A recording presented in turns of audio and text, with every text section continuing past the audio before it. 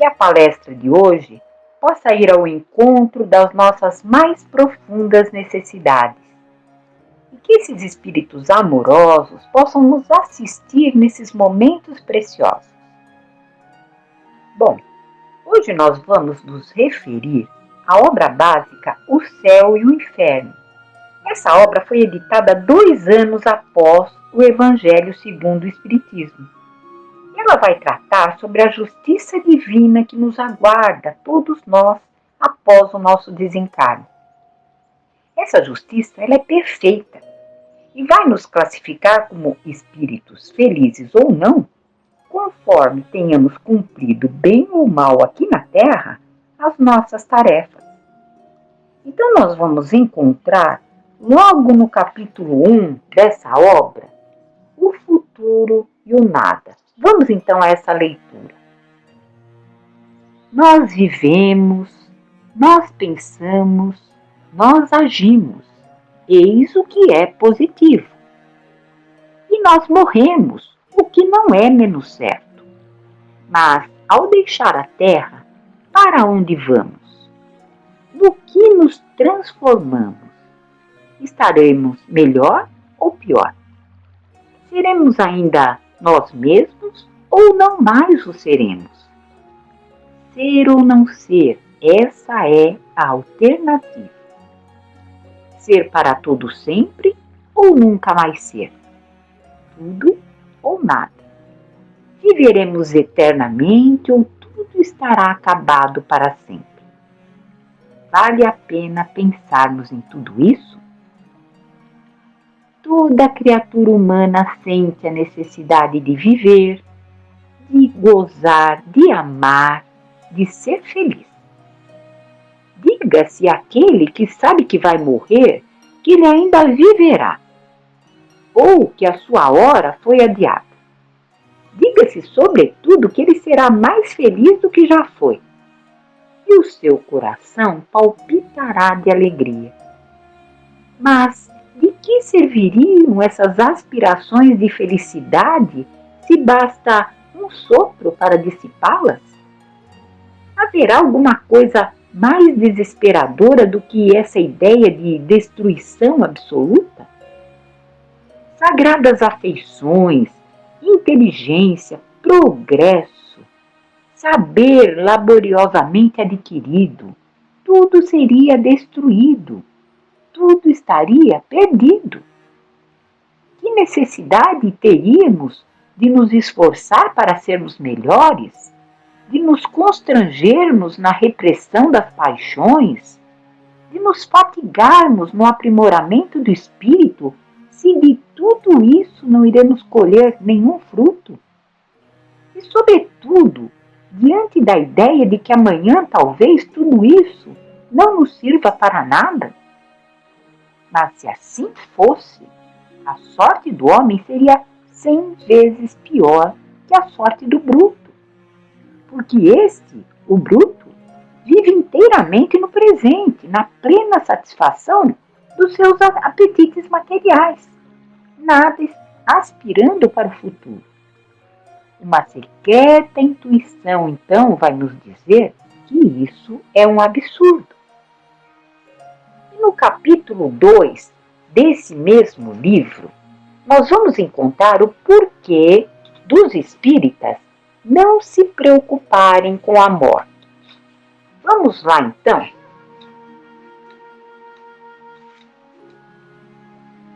A doutrina espírita muda completamente a maneira de ver-se o futuro. A vida futura não é mais uma hipótese, mas uma realidade. A situação das almas após a morte não se explica por meio de um sistema, mas com o resultado da observação. O véu é levantado. O mundo espiritual nos aparece em toda a sua realidade viva. Não foram os homens que o descobriram através de uma concepção engenhosa, mas os próprios habitantes desse mundo, que nos vieram descrever a sua situação.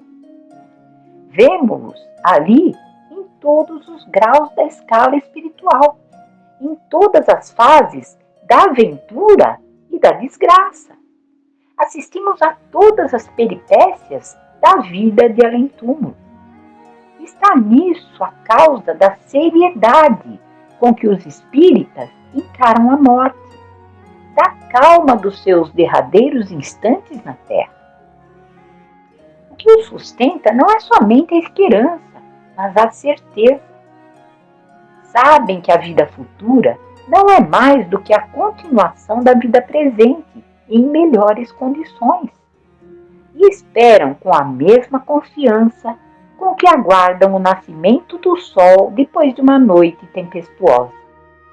Os motivos dessa confiança estão nos fatos que testemunharam e na concordância desses fatos com a lógica e também com a justiça e a bondade de Deus e ainda com as aspirações mais profundas do homem. Para os espíritas, a alma não é mais uma abstração. Ela possui um corpo etéreo que o torna um ser definido, que podemos conceber pelo pensamento. Isso é o suficiente para nos esclarecer quanto à sua individualidade, suas aptidões e suas percepções. A lembrança daqueles que nos são caros repousa, assim, sobre algo real. Não os representamos mais como chamas fugitivas, mas que também nada nos dizem ao pensamento, mas como formas concretas, que nos apresentam melhor como seres vivos. Além disso, em lugar de estarem perdidos nas profundezas do espaço, estão ao nosso redor. O mundo corpóreo e o mundo espiritual estão em constantes relações e mutuamente se assistem. A dúvida sobre o futuro, já não tendo mais lugar, a preocupação com a morte deixa de ter razão. Esperamo-la tranquilamente, como uma libertação, como a porta da vida e não como a porta do nada.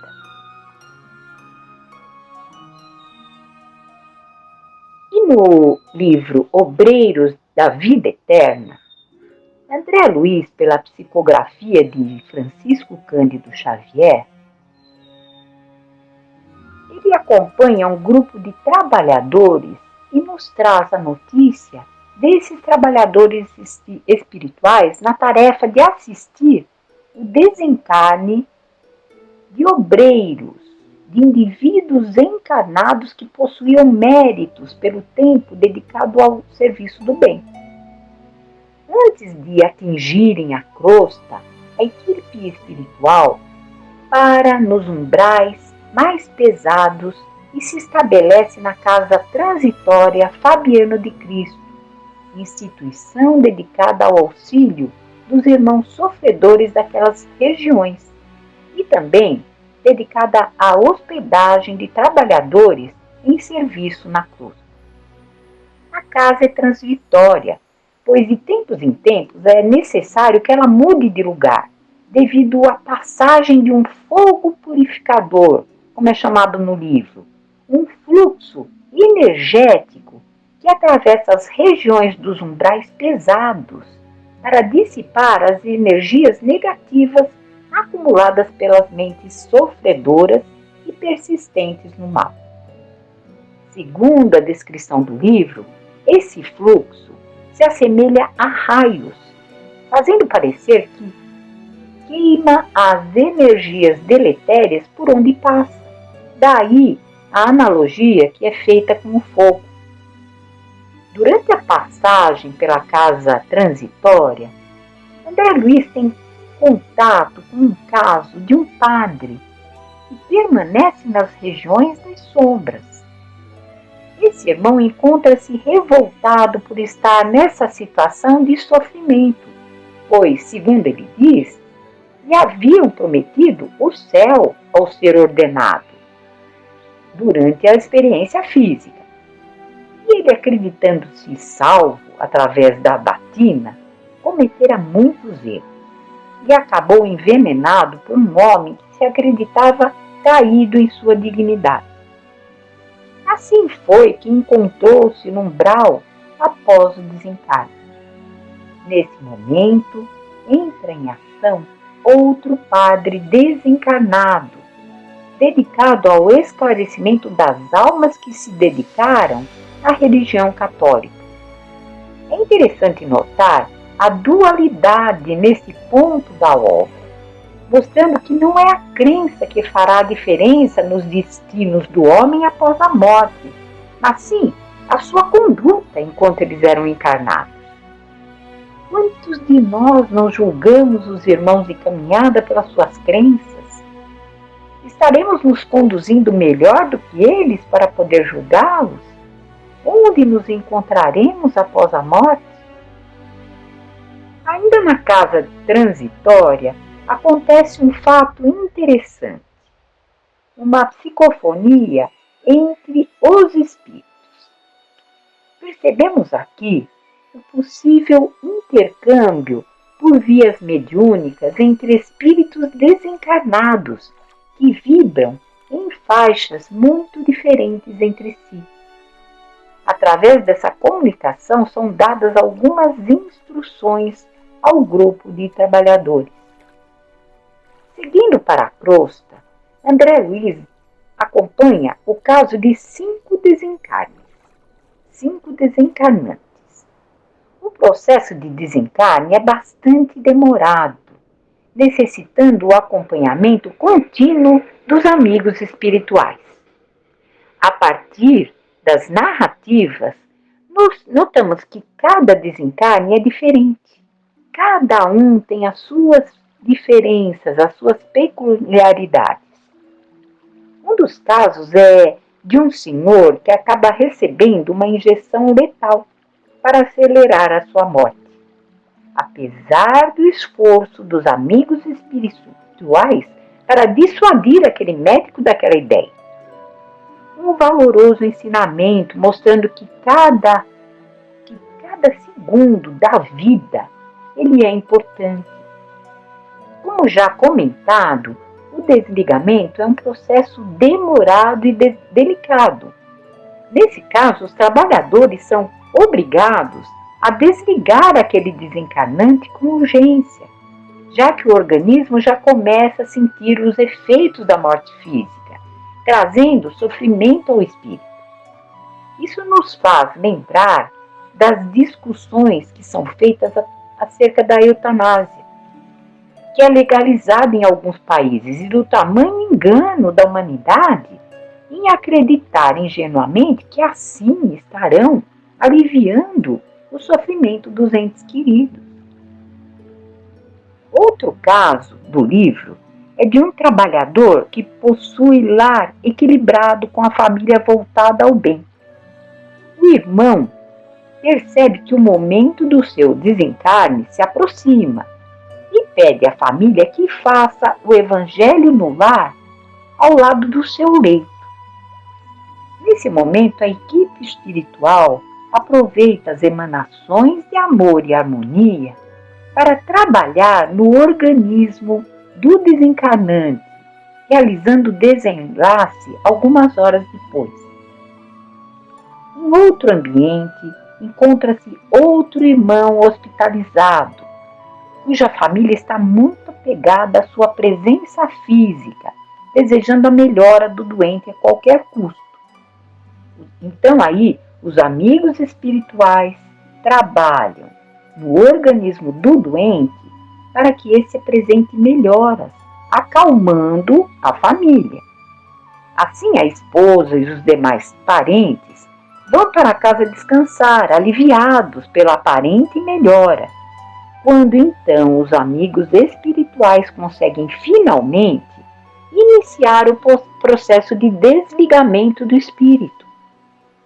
É muito comum a melhora da morte, quando após um período de crise, o doente apresenta melhoras significativas, fazendo com que todos acreditem em sua recuperação definitiva. Pouco tempo depois, o doente desencarna.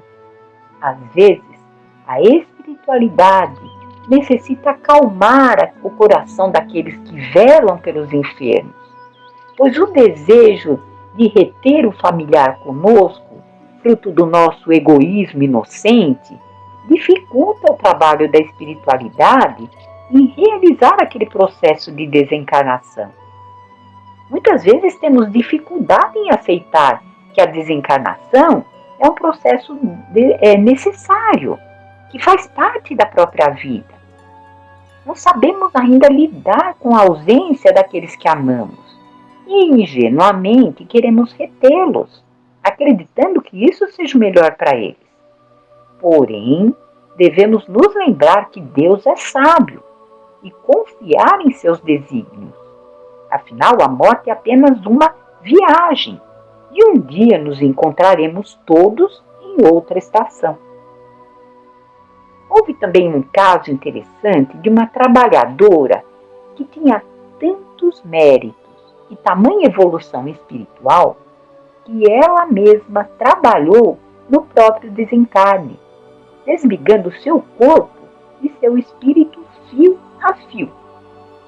O desligamento, como já mencionado algumas vezes, é um processo. Portanto, não se dá em um momento único, de súbito. Conta-nos André Luiz que os laços que unem perispírito e corpo são desatados um a um, iniciando pelos pés, percorrendo o corpo todo e finalizando na cabeça. Interessante notar a concordância com a medicina terrestre, que considera a morte do corpo a partir da inatividade cerebral. E o último caso relatado no livro é o de um não desencarne. Trata-se de uma trabalhadora que estava para desencarnar, mas que recebeu uma moratória, um período extra de vida na Terra, por conta do quê? Do processo de reencarnação de uma neta, que poderia ser afetado pelo seu desencarne. Além da narrativa das mortes, André Luiz descreve outras cenas que nos servem de lição.